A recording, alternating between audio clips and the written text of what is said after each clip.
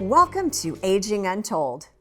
It's a sensitive topic and one that can lead to difficult conversations between patients and caregivers. Bowel incontinence is a condition where someone cannot control when they need to go. For those that suffer this involuntary action and have memory loss, it can be especially difficult. Before we get to how caregivers can navigate this, Dr. Ray, can you explain what is going on in the body when this happens? Well, it's actually, it's neurological. You know, it's not intentional, it's not an accident. It is really a disruption in the communication system. The gut and the brain are in constant communication always. And so what affects one affects the other, and it's through the vagus nerve. So when you have the process of dementia that's happening, depending on the stages, then you start to lose that communication. So the sensation that's normally the signal that's sent, you may not feel that. You may not get that signal. Or if you get it, you can't interpret it. What's going on, what's being said. Or if you do all those things, you may not be able to execute it. Where's the bathroom, or what is this? What does this all mean? So it really is a total breakdown in a communication system that's totally built together. It's not laziness. It's not a refusal. It's not stubbornness. And I hear that so many times. Oh, they're so stubborn, they won't even go to the bathroom anymore.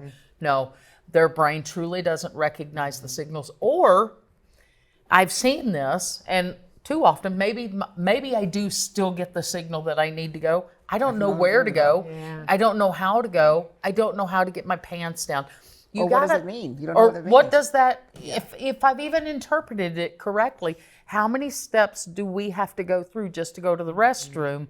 And if one of those steps gets broken, and it often does in dementia, then how does that person execute successfully? I think we forget, we do it so easily. You know, our brain tells us to do something, so we'll walk to that door. It is really a complex, coordinated system. It's really complex when you break it down piece by piece. And so if you're missing a piece, it becomes even more difficult. It's like finishing a puzzle but having a missing piece in it. Right.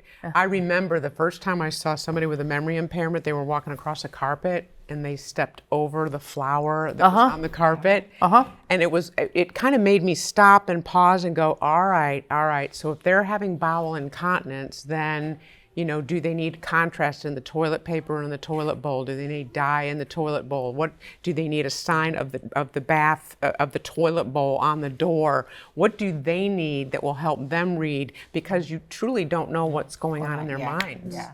And for the caregiver, that's really hard, because I think you have to not try to treat it like the normal process. You have to do some. You can't correct it. I think that's the other thing is too frequently we think, you know, when and a child has an accident, we want to correct it because we want to train them and teach them better. Please understand, these people know how to do it, or they've known. And because of brain damage, not because of any other reason, because of true brain damage, they now are no longer able to execute it. And no matter how you correct them or shame them or treat them, it's not going to bring that back. Right. And we too frequently think that if we correct something, we're going to be able to restore memory or we're going to restore abilities. And that's not the case. We have to come up with successful ways to help them manage. And the successful ways to help them manage is we have to recognize what's going on in them. So are we hiding? Are we pacing?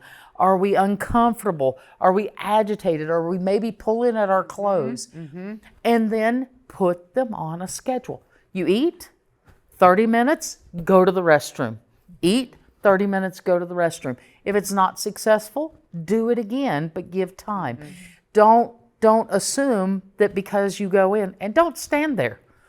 Do not stand there while somebody's trying to have a bowel movement. None of us want to do that in front of somebody else. It's so important. I remember getting a call from a guy named Fred years and years ago, and his wife had become incontinent of bowel, and he goes, I have to move her now. I have to move her now.